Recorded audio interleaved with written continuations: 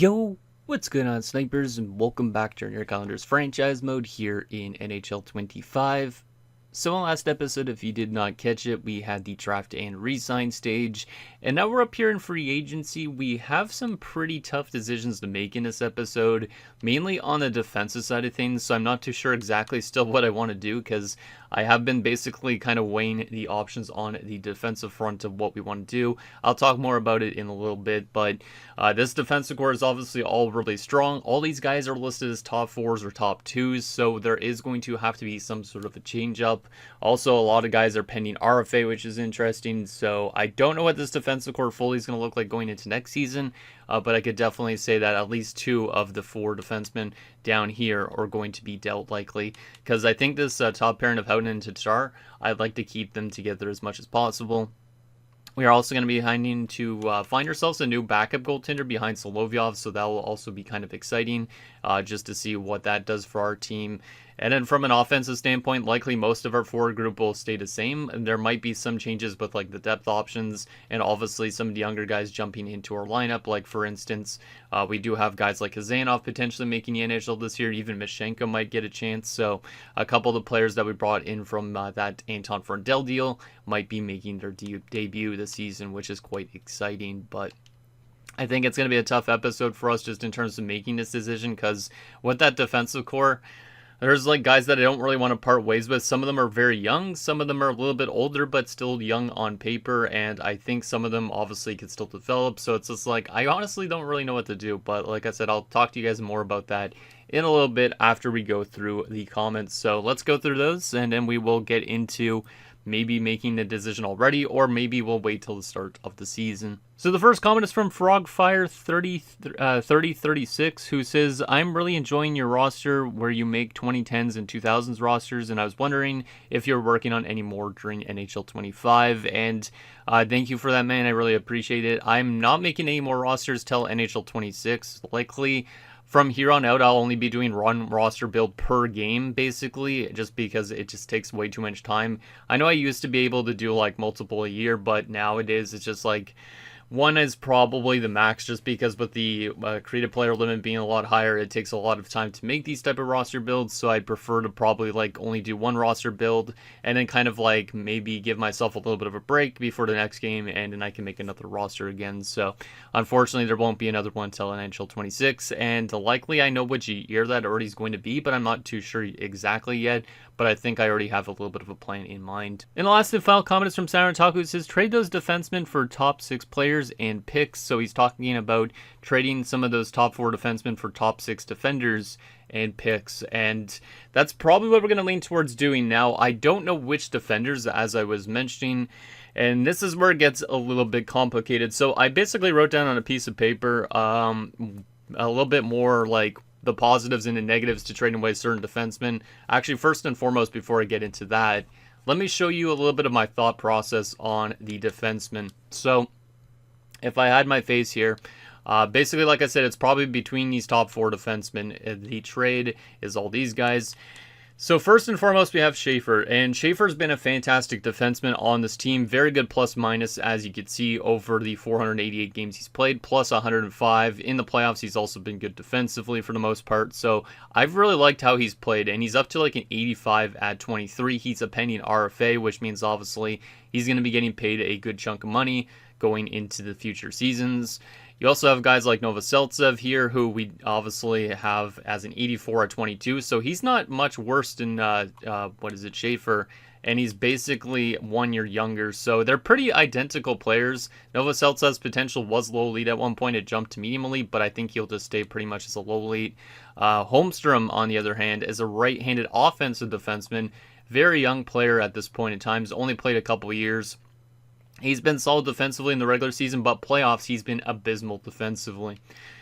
Then we have also Haken, who's only played 1 season in the NHL. He's been also pretty interesting. He's pretty similar, I would say, to Holmstrom in terms of his offensive production, but he has been better defensively in the playoffs so far at this point in time. But he's a left-handed defenseman, so There, I kind of have a little bit of a decision on what I might want to do is if we look here at our defensive core. Let's start actually on the showing you guys the top two. So Howden and Tatar, the main reason why they wouldn't want to get dealt, they're honestly the best pairing on this team.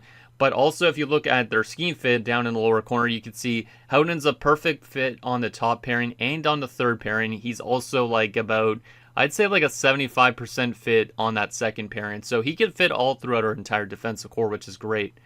Then we go down to Tatar. He's got the exact same fit. So both those guys are great fits for the top pairing and also the third pairing if we really wanted them down that far. But they're the best fit for that top pairing. They own that top pairing basically. If we go down to Schaefer, on the other hand, he's a bit good fit on the first pairing and the third pairing. Second pairing, he's about a 50% fit for that second pairing, which isn't as good, obviously, as Howden and Tatar are. So it's not ideal that he's on the second pairing, basically, unless we try and scheme fit him to fit that second pairing. He's a little bit low on that side of things. We go down to Novoseltsev. We don't have any idea on his scheme fit right now on the defensive core, which I don't know why, but that's why I'm saying we might wait till the start of the season just so we can see what his scheme fit is first before we make a decision on the defensive side of things. And then from our top six standpoint, I could see why this defensive pairing is a little bit of a bummer for our team. Nicholas Holmstrom is an absolutely terrible fit as a top two defenseman and a top six defenseman. He's a best fitted on that top four pairing. So basically, he's like a 50% on the top four, or the second pairing, I should say. He's not a good fit on the first or the third. He should be on that second pairing only. And the same thing goes for Matty Haken. Haken should be on the second pairing and not on the first or the third. But still, even if these guys were on the second pairing, 50% isn't really that great. So that makes me think we need to basically narrow it down to Schaefer, Holmstrom, and Haken.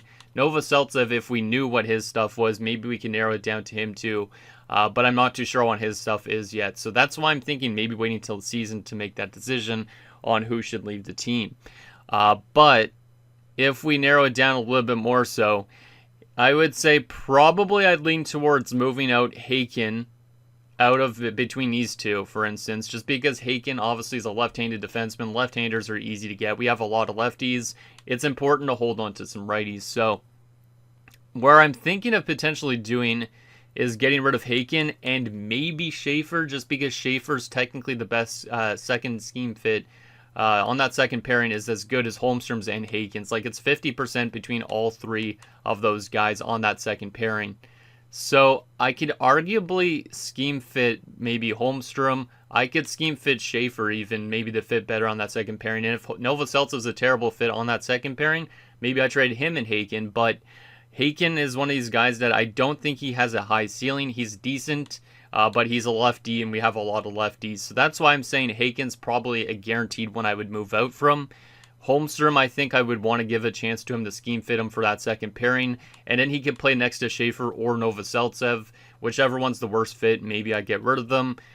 So that's probably the plan with the defensive core. I hope you guys understand my justification on that. Now, there's some other things that's a little bit more interesting with them that kind of make this even more complex, which is not ideal because I already feel like I'm explaining this a little bit weird. But Schaefer, he's also higher overall in potential. He's more costly, but he also has less organizational interest than Holmstrom would. So that's a little bit problematic of keeping Schaefer around.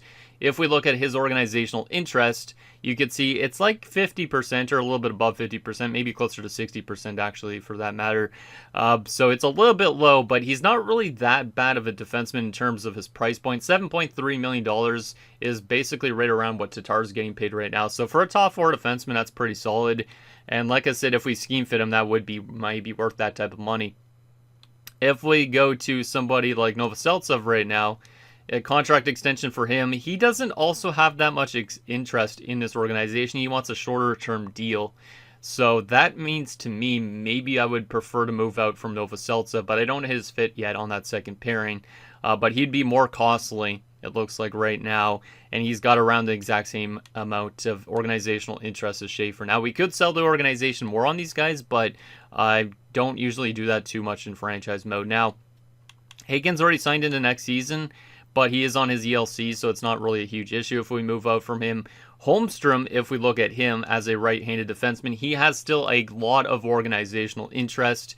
In his contract, we could easily knock this down probably like 2 bars, probably something to just over $5 million, like maybe 5.125 for 5 years, which is a pretty solid deal.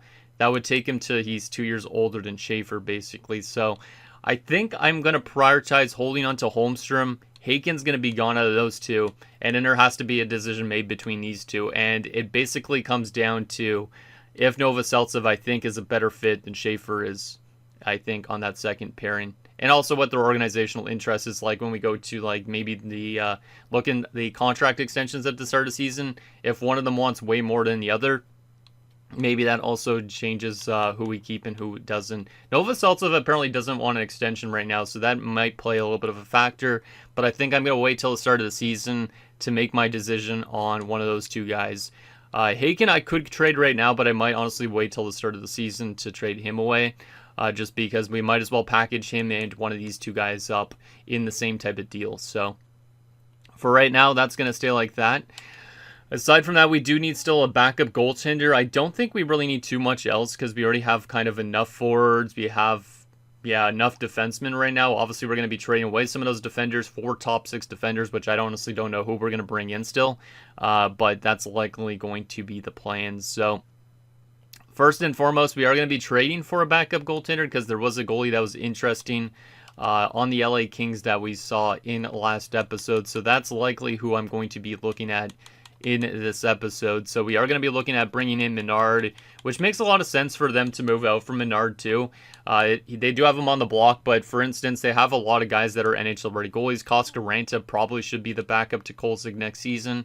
So taking Menard from them would not be a bad idea. Menard was a really solid goalie last year for the Kings as well.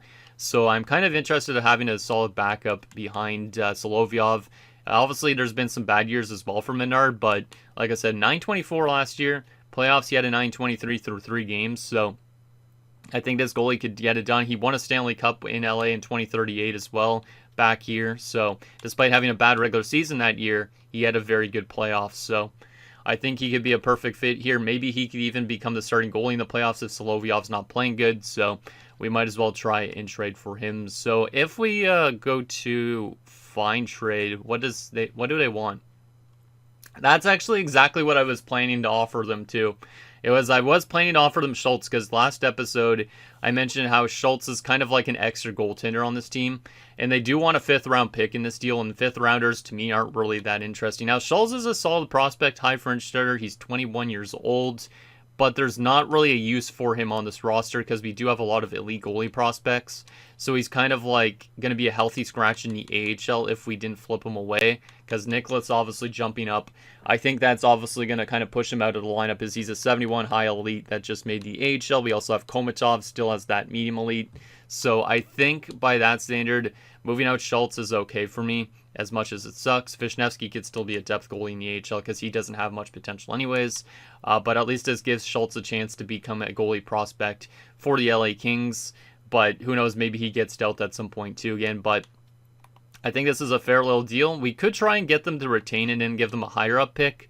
But I honestly don't think it's not necessary because we basically will free up a lot of cap space when we get rid of a defenseman probably on the team anyways. So I think this is the deal we're going to do. So good luck to Schultz in his NHL career, and we're going to take in Benjamin Menard as the new backup. So hopefully that's a good little move for this team. I think it's a good one. Like I said, he's a little bit of a streaky goalie, but he's had some good success before in the postseason, and maybe he could be what this team needs to try and get a Stanley Cup. A lot of players are actually losing morale because of losing Schultz, which is interesting. So kind of sucks to get rid of a good locker room guy, but sometimes the lineup needs a bit of a change up, right? So with that said, I think that's all we need to really do. Do I need a depth defenseman? That's the one thing that I still might actually need, because speaking of the defensive core, we don't really have a depth defenseman unless I wanted to use Carlson as a depth defenseman, which I probably could, but I am a little bit hesitant on it just because he could end up being like Pratt and being a terrible depth defenseman. I might give him a chance, and then if he's not doing too well, maybe we could pick up somebody on waivers. Maybe we can make a trade for a depth defenseman. So you know what? Maybe we'll just give him a chance at least to start. And also if Carlton jumps up, that might knock out some of these people also out of the defensive core. So yeah, Carlton honestly could knock out Haken out of the top 6 pairing anyways too. So maybe Carlton will be one of that top 6 defenders we need. Maybe we still need another top 6 defender, but we'll have to flip somebody away in order to do so. But I think aside from that, we don't really need anything else.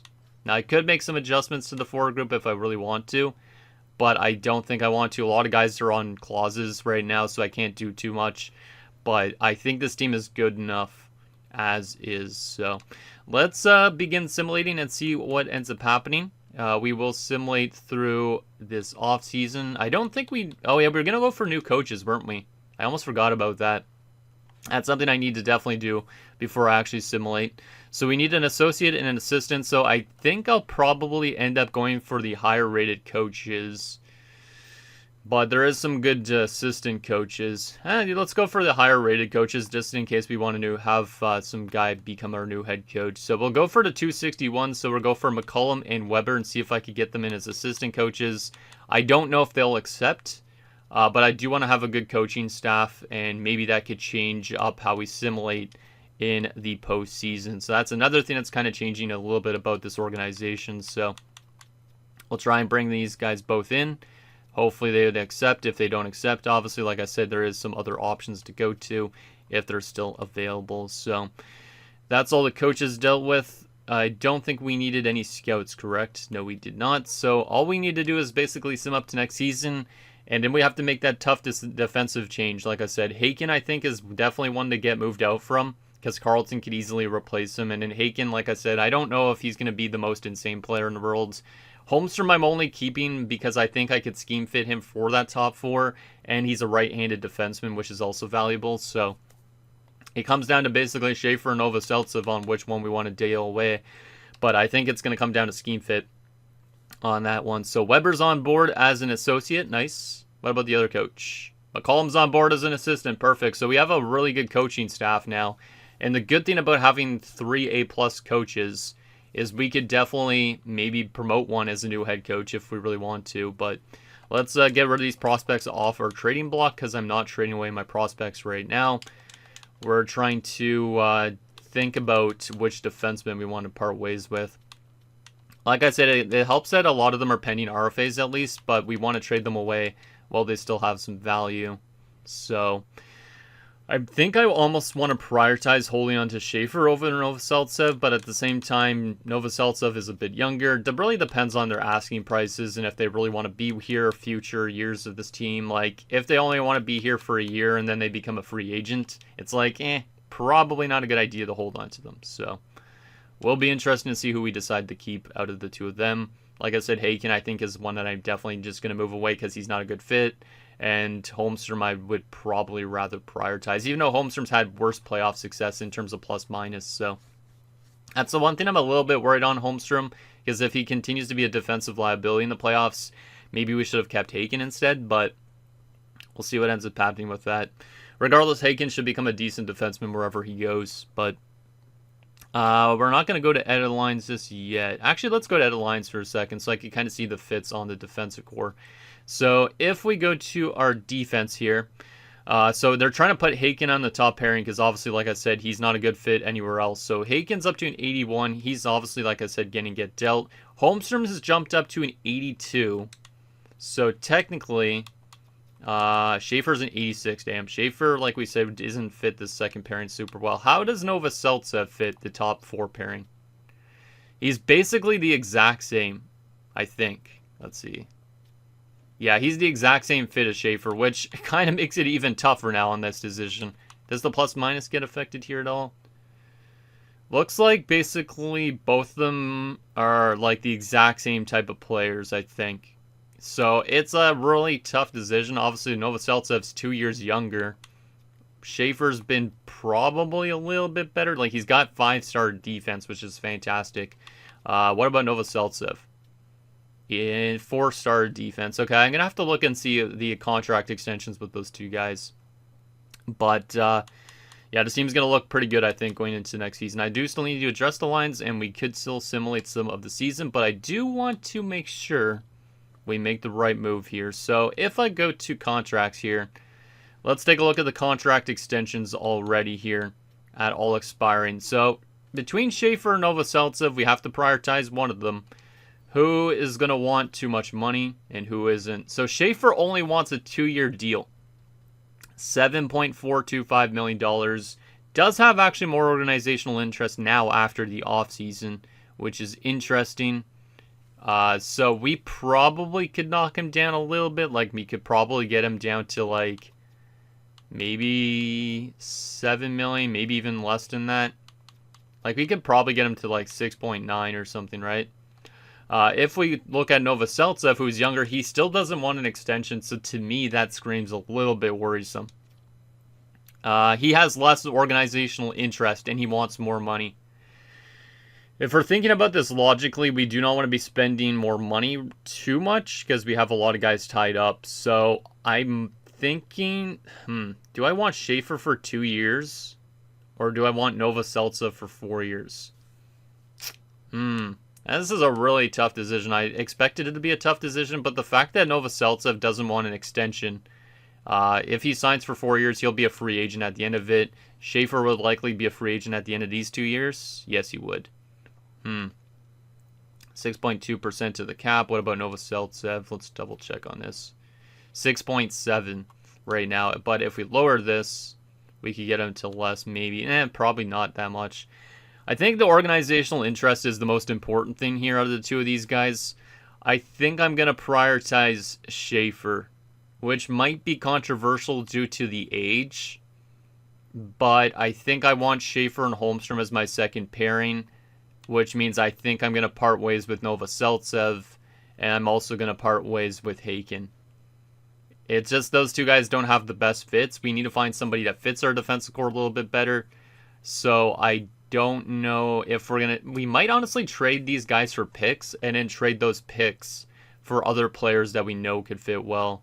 Something like that. I'm not really too sure still. Carlton, is he a top 6 yet? He's a depth defenseman. He could be interesting to play in the NHL. Carlson didn't jump up at all. So Carlton could be our depth defenseman still, which is good. Which is nice to see. Yeah, I think we got to part ways with Novoselicev and Haken. And then we could try and scheme fit Holmstrom here.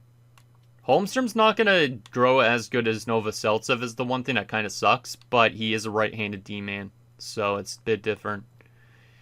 Yeah, I think it's got to be done.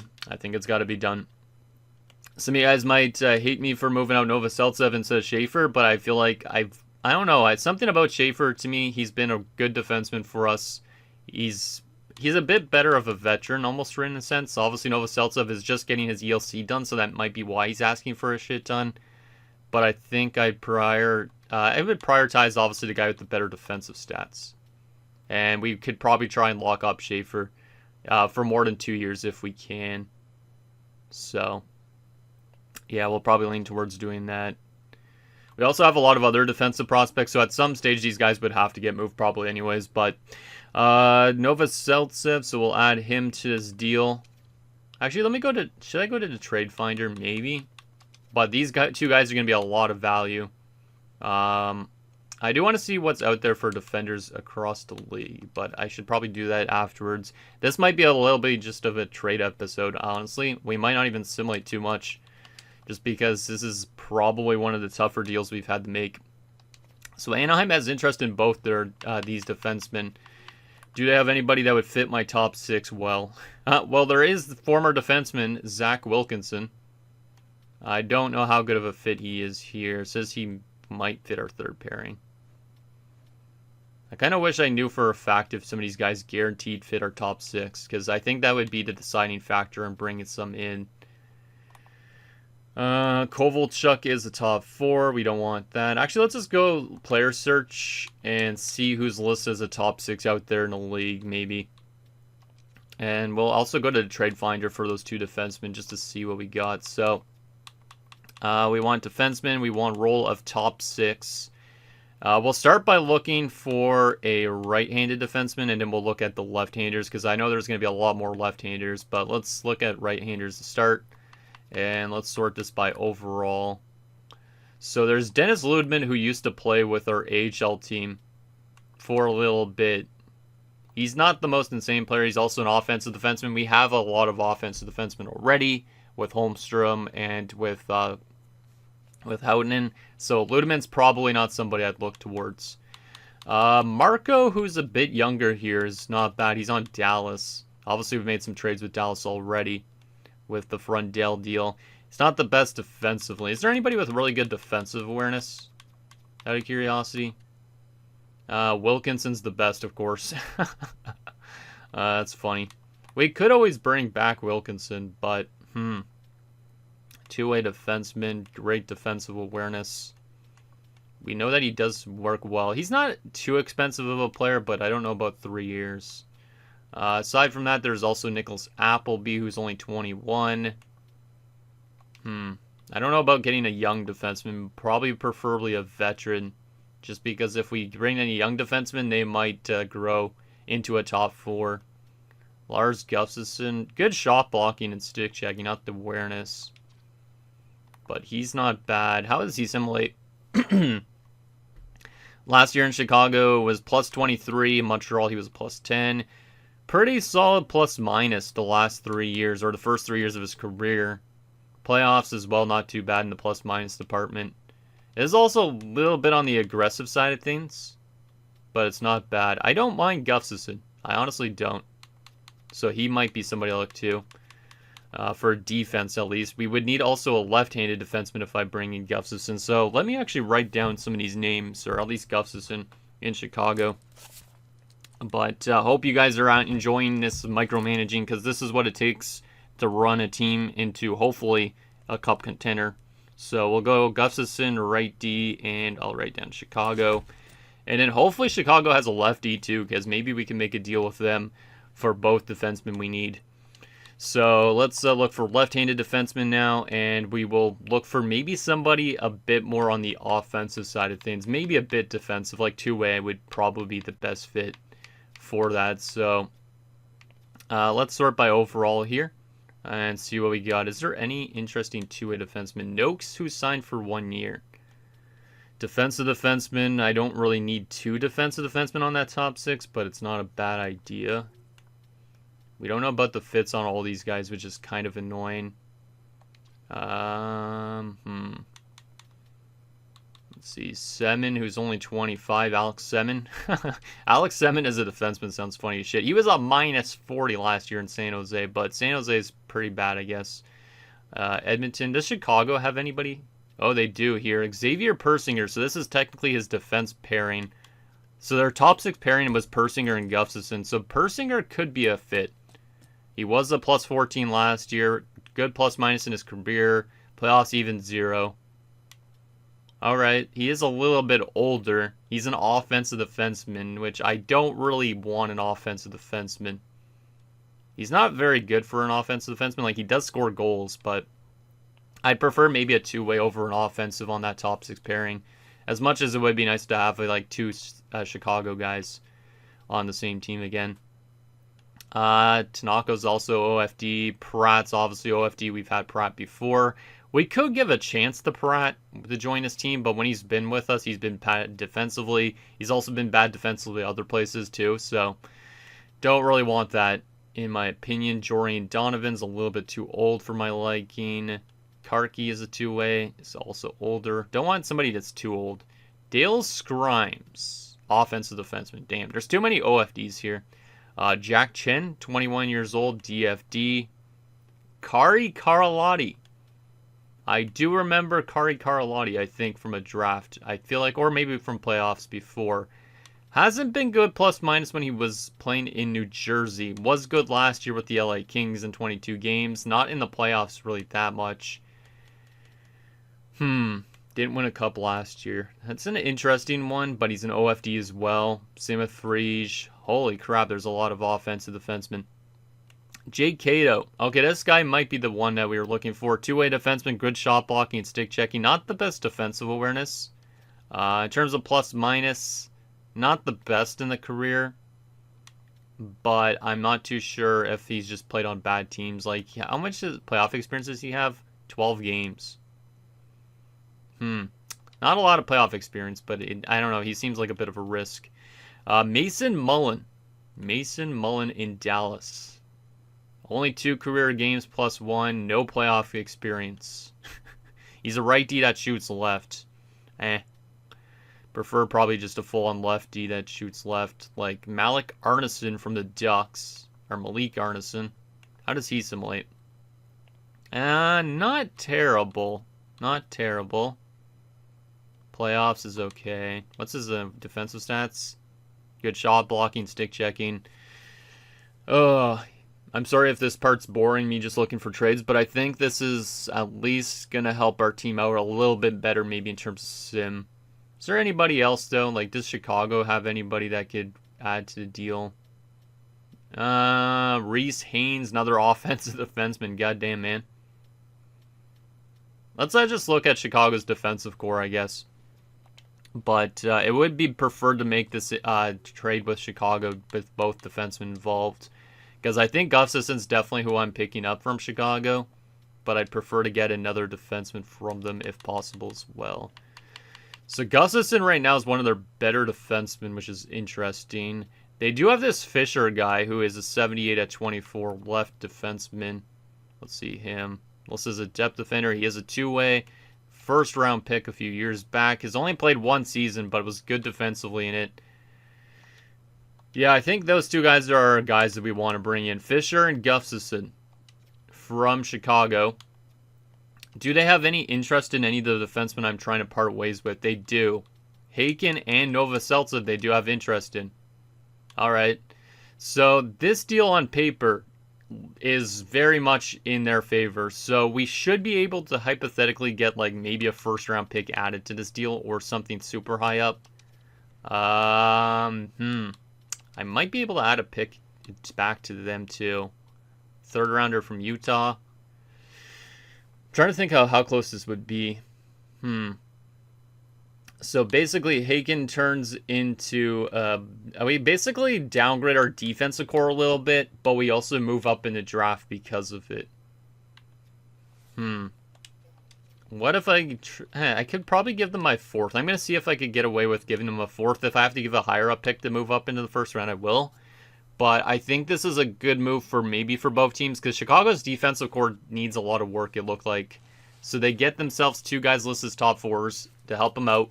We get guys that are in their roles defensively for our top 6. We move up 3 rounds into the 1st round. I don't know if we're jipping ourselves off by getting rid of Novoselic. I know it says he's medium elite potential, but technically Schaefer's low elite. So I think they both would say similar overalls the rest of their career. So I think this is the deal we're going to do. Both these guys are signed. One signed for 1 year, Gustafson only, which is good. Fisher signed for an extra year, but it's not a bad idea having an extra year on that contract. I think this is a good deal. We could probably give up a little bit more than a 4th rounder. So if they want a 3rd, I could do it. If they want a 3rd and a 7th, I could do that. I don't think I would give up a 2nd rounder in this deal, though. Because I think this deal is good for both teams. Just it helps out their defensive core, and it makes our defensive core more what we need, basically. So let's see if this works. So Haken, Novoselic, and a 4th for Fisher, Gustafson, and a 1st round pick. Will work. And it's accepted. Okay, so that's a pretty solid deal, I think. Obviously, maybe I could have given a later pick than a 4th. I don't even really know, but I think that was a good deal. Like I said, I wasn't really sold on Haken. And then, obviously, Novoselic's probably the toughest one to move out in this deal. But we do get our 1st round pick from the Blackhawks next year, which could end up being really good. So now we have a legit defensive core. A little bit more legit, I'd say. Obviously, it's a little bit weaker. Like, Fisher's technically a depth defenseman, but I think that's not bad. We bring up Carlton as the depth defenseman. He could even play maybe over Fisher. Really depends, I guess. But now we have more right-handed defensemen that are actually suited for their needs. Holmstrom's going to get a big shot this year in that top 4.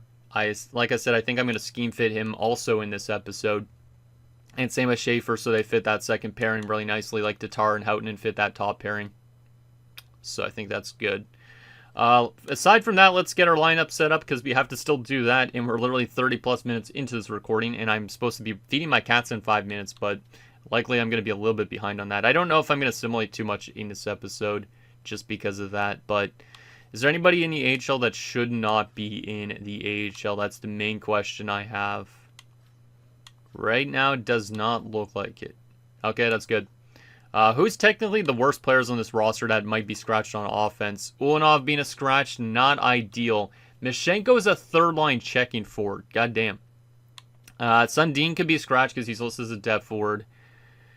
We might still have to move somebody else out in next episode because I don't think, like I said, I'm going to simulate too much. I might simulate to like October the 1st so that way I could do some scheme fit stuff. But yeah, we might need another depth forward, which means somebody here should also be a healthy scratch, or we trade away somebody and get a healthy scratch. I think we could hypothetically trade away somebody. Like, Ulanov has that modified no trade clause for no reason. We could easily move him if we want to, but we could also scratch him too. And then him and Sundin would be the healthy scratches on this roster. Or we could honestly, like I said, bring in a depth forward and get rid of somebody on this team that we don't need too much. I just wasn't expecting Mishenko to be a third-line checking forward already. Like, he's probably going to play on the fourth line with Korolyuk and stuff like that, but yeah, we definitely have some decisions to make in terms of the healthy scratches for the forward group. All right, let's go to edit lines and see what we're working with in terms of our lineup. We got to get this nicely set up, and then we'll look at which coach is the best fit for us. We'll simulate still to October the 1st and get some scheme fitting done, and then we'll probably end the episode around that point. So, like I said, no simulation really in this episode in terms of the season, but I think it's important for us to get our lineup set up the way we want to first and foremost with these deals. So, this lineup is actually looking pretty interesting if I don't say so myself. I don't know about Biggers on the fourth line. Nielikainen being a second liner is a bit problematic. Maybe we trade away Nielikainen to get somebody else into the lineup, because hypothetically I would love to have Biggers on that third line. Nielikainen's going to complain about ice time if he's a fourth line guy. He was really good for us last year in the playoffs, but I don't think he could fit here much longer. Because hypothetically, we could put Ulanov in that spot. I do really like Nielikainen. He is in the last year of his deal, which means he's probably going to have a fantastic season because he wants money.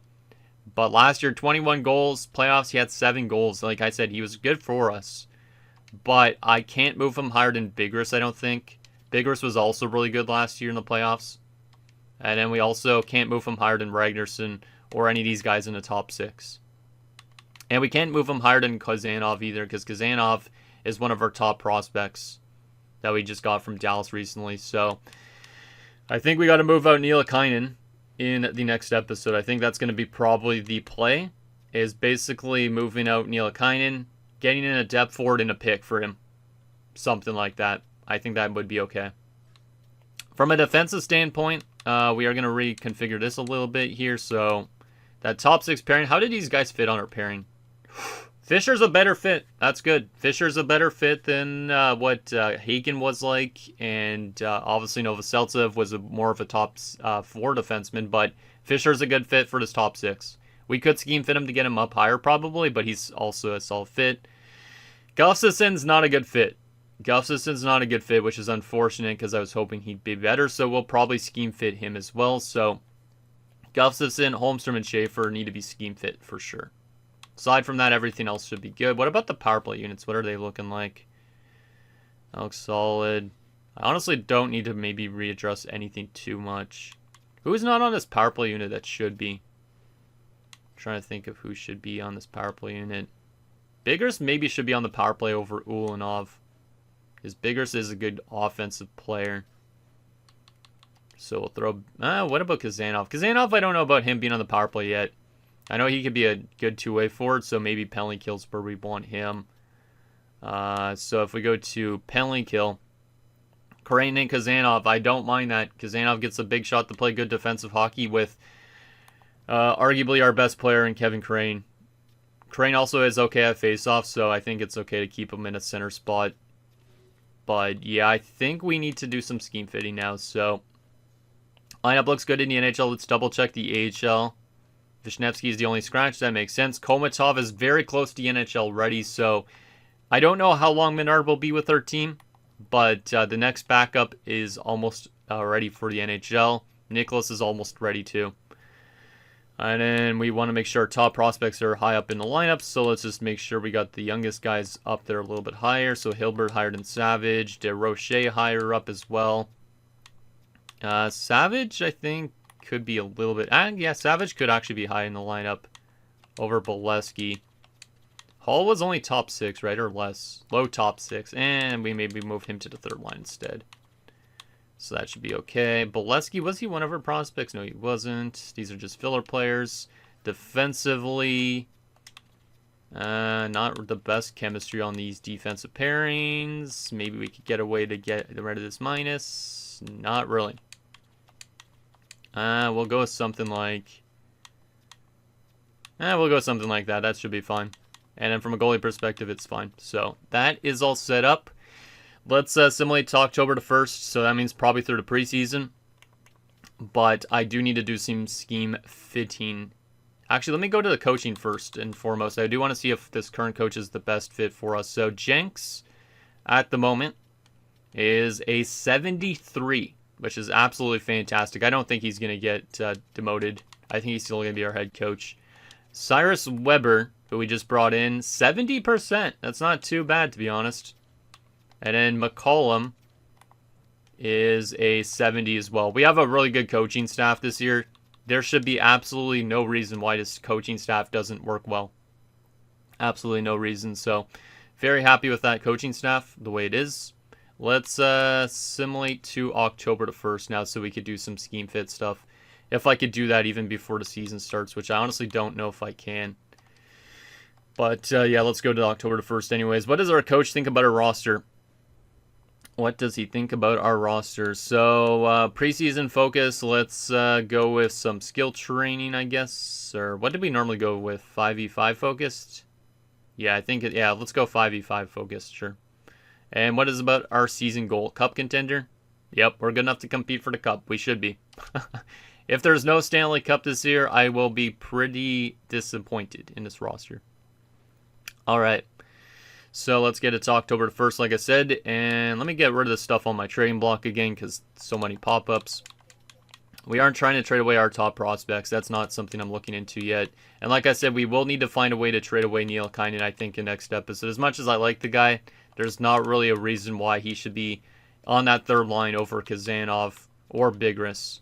Like I said, Bigris had a fantastic playoffs last year. I'd like to give him a chance to be that third line guy. Maybe even get into a top 6 role at some point if we do lose one of our big players. But that's not going to probably happen for a few years still. So that's all good. Now we shouldn't get any trade offers for a little bit, which is nice. I just want to get it to the 1st so I could see if I could start doing some scheme fits so I could get those guys addressed. If I can't do it in this episode, we'll definitely do it in next episode as long as you guys kind of remind me about it because I might forget. Just because sometimes I record my next episodes of other series and then I completely forget. So let's go and talk to those players. So the first player we need to talk to is Schaefer on that top 4 pairing. See if he could fit our second pairing a bit better. On ice play. Scheme fit. It says very risky, which is not ideal.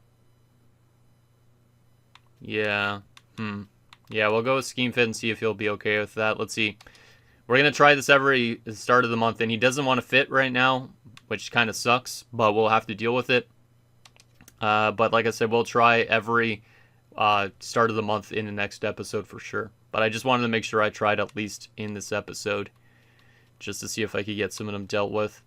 So Holmstrom's the big one, because obviously he's getting a big chance to play this year in that top 4, so... let's see. Scheme fit, it's also very risky, but let's try that out. And he also does not want to change yet. That's unfortunate. I'm hoping at least Gustafsson, who we brought in, changes, because that's the one issue I think our team had, is some of the scheme fit for that top 6 pairing before. So Gustafsson, we brought you in to fit that top 6 pairing. Are you okay with maybe helping us out a little bit here? Let's see. No, he's not. Nobody wants to listen to me right now, unfortunately. So, guess we'll have to try again in the next episode on that front. Aside from that, do I want to simulate any more than that? I don't want to simulate really any of this regular season, like I said, because I need to trade Neil Kynan still. But let's get the rest of the preseason simulated at least, so that way we could say we got through the preseason. And then next episode, obviously, the start of the season will be upon us. But looks like the team's having a pretty good preseason at least. We'll take a look at some stats in the preseason as well, seeing how guys are fitting in with the club. Because I'm kind of curious on how good of a rookie season Kazanov and Mishenko will have. But 7-0 in the preseason, which is a good thing. That shows our team is at least going to be able to beat these young teams that other teams are playing.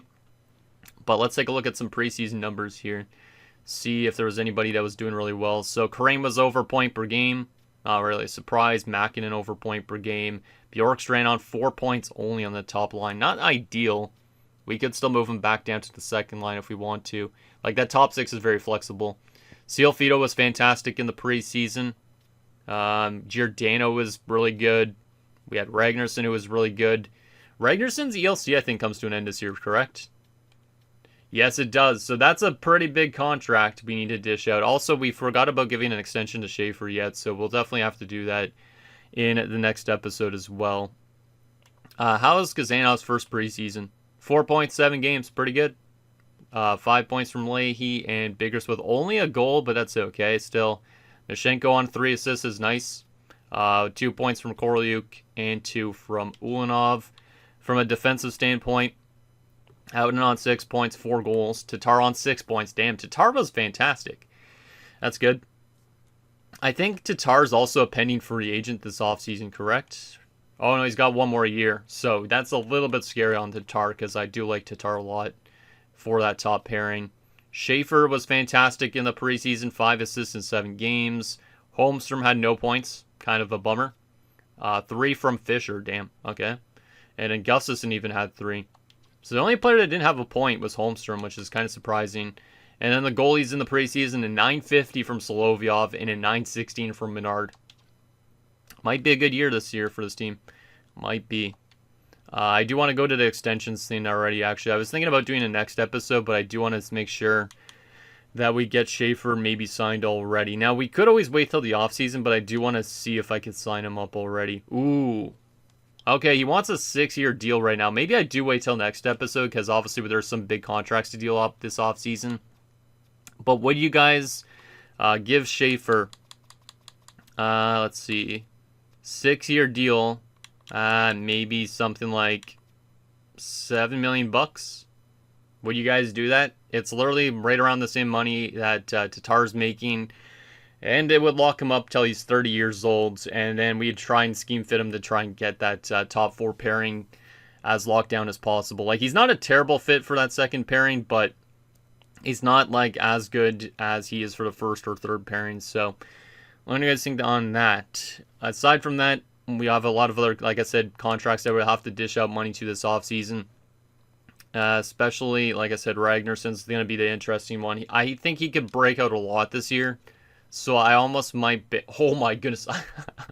I was going to say I might already bank on him long term. But, yeah. 8 years, he already wants almost 14 million bucks. We could always try and finesse him into signing with us long term if we give him a no trade clause. But it's a risk too. That's interesting. We might have to wait till the offseason to decide if we want him long term, but Ragnarsson, I think, is going to have a breakout year this year. I just feel like it's going to happen. So, anyways, guys, that's going to do it for this episode of New York Islanders Franchise Mode. So, in next episode, we will begin the 2041 season. We'll see what this team could do. Obviously, the playoffs are definitely going to happen, I think. But I'm honestly not too sure if what we did this offseason is going to help move the needle, so to speak, because I think it's going to improve our chemistry, at least on like the top 6 pairing a bit. Obviously, moving out Neil Kynan probably next episode as well might have us have players that actually fit the roles a little bit better. And then a little bit of a youth injection with like Kazanov and Mishenko and all that should be interesting. So I think it could be an interesting year for this team.